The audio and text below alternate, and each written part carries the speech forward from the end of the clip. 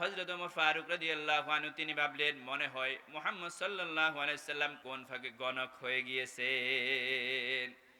আল্লাহ নবী এমনি নামাজের মধ্যে তেলাওয়াত করলেন, ওয়ালা বিকাউলি কাহিনিন কালিলাম মা তাযাক্কারুন। এটা কোনো গণকের কথা নয়।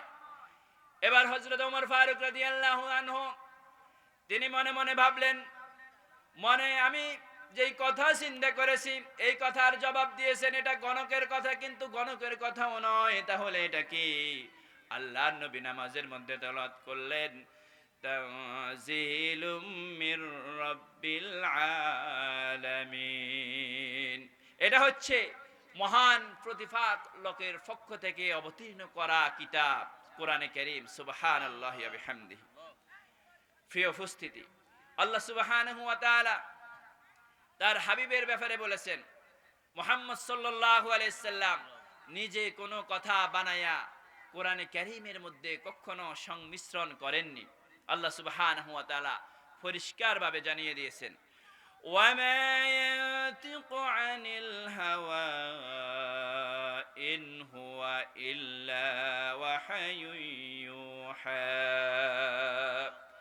আমার নবী নিজ প্রবৃত্তিকে অনুসরণ করে কোনো কথা বলেন না। আমার নবী যেই কথাগুলি বলেন সেইগুলি ওহী। আমি আমার নবীকে যা বলতে বলি আমার নবী হুবহু তাই বলে থাকেন। সুবহানাল্লাহি ওয়া বিহামদিহি।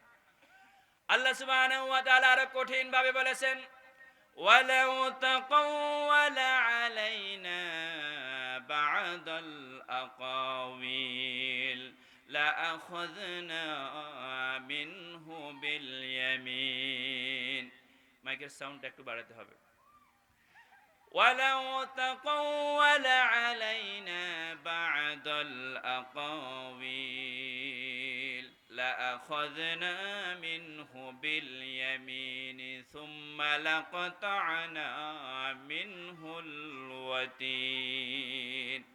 আল্লাহ সুবহানাহু ওয়া তাআলা পরিষ্কারভাবে ঘোষণা দিলেন, আমার নবী যদি নিজের কোনো কথা কোরআনে কারীমের মধ্যে চালাইয়া দিতেন, আমি তার ডান হাতকে চেপে ধরতাম আর কণ্ঠনালীকে আমি আল্লাহ রাব্বুল আলামিন কেটে ফেলে দিতাম। নিজ থেকে কোনো কথা বানায়া কোরআনে কারীমের মধ্যে তিনি সংযুক্ত করেননি। এই কোরআনে কারীম এসেছে কার পক্ষ থেকে? জোরে বলতে হবে, কার পক্ষ থেকে? আল্লাহর পক্ষ থেকে এসেছে এই কোরআনে কারীম। কোরআনে কারীম যখন নাজিল হলো, কাফের মুশরিকেরা নানাভাবে বলতে লাগলো, মুহাম্মদ সাল্লাল্লাহু আলাইহি সাল্লাম নিজে বানায়া বানায়া কোরআনে কারীমের মধ্যে কথাগুলি উঠিয়ে ধরেছেন। আল্লাহ প্রতিবাদ করেছেন, একবার নয়, দুইবার নয়, তিনবার আল্লাহ চ্যালেঞ্জ দিয়ে বিশ্ববাসীকে অবাক করে দিয়েছেন।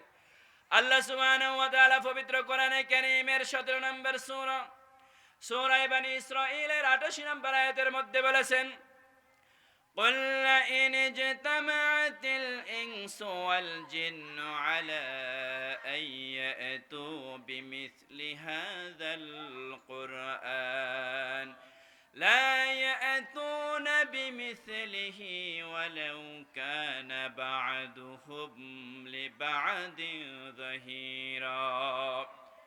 আল্লাহ রাব্বুল আলামিন বলে দিলেন, নবী আপনি বলুন, সমগ্র পৃথিবীর জিন জাতি এবং মানব জাতি যদি একত্রিত হয়ে যায়, একে অপরকে যদি সহযোগিতা করে, কোরআনে কারীমের মতো কোরআন বানানোর জন্য যদি তারা প্রচেষ্টায় লিপ্ত হয়ে যায়, জিন এবং মানব জাতি মিলে যদি কোরআন বানানোর জন্য চেষ্টা করে, লা ইয়াতুনা বিমিসলিহি, তারা কখনো সক্ষম হবে না।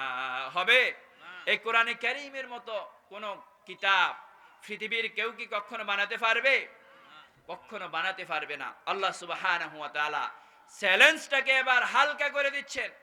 পবিত্র কোরআনে কারীমের সূরা হুদের মধ্যে বলেছেন, আম ইয়াকুলুনা ইফতারা কুল ফাতু বিআশরি সুওয়ারিম মিথলিহি মুফতারায়াতিন ওয়াদউ من استطعتم من دون الله إن كنتم صادقين।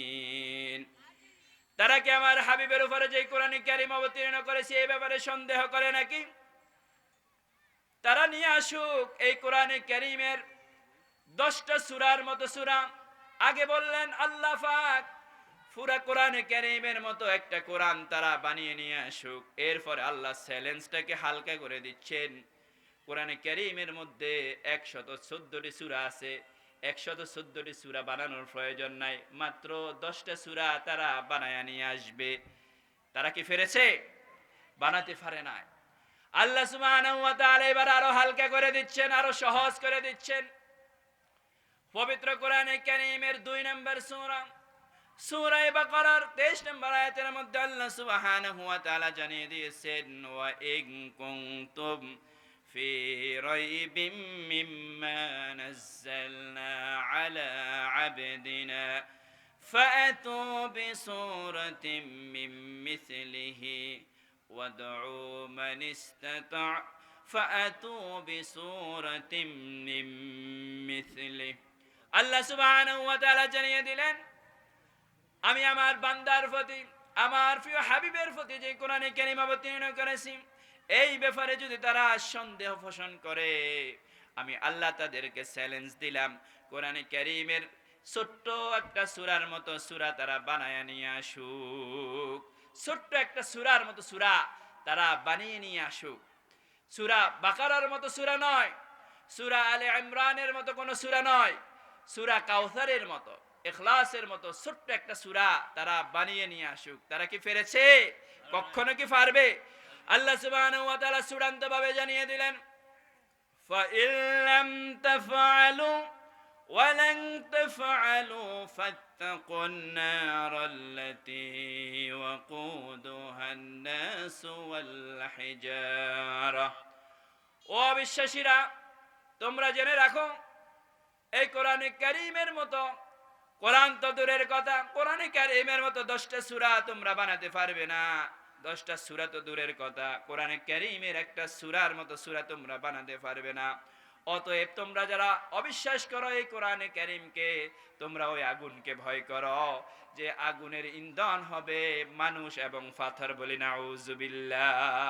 জাহান্নামের আগুনের ইন্ধন হবে কি? মানুষ এবং পাথর।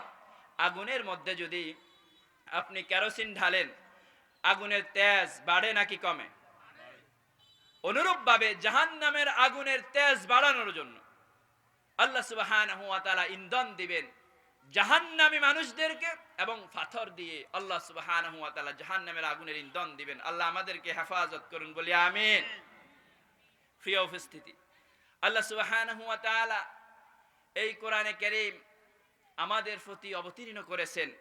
পৃথিবীর মধ্যে আল্লাহ পাক আমাদের জন্য যত নিয়ামত দিয়েছেন, সকল নিয়ামতের চাইতে আমাদের জন্য যে এই কোরআন নাজিল করেছেন, কোরআন আমাদেরকে দিয়েছেন, এই নিয়ামত হচ্ছে সর্বশ্রেষ্ঠ নিয়ামত। বলি সুবহানাল্লাহ। কোরআনের চাইতে আমাদের জন্য সর্বশ্রেষ্ঠ নিয়ামত আর কিছু হতে পারে না। প্রিয় উপস্থিতি, আল্লাহ সুবহানাহু ওয়া তাআলা পৃথিবীতে অসংখ্য নবী রাসূল প্রেরণ করেছেন। প্রত্যেককেই কিছু না কিছু মুজিজা দান করেছিলেন।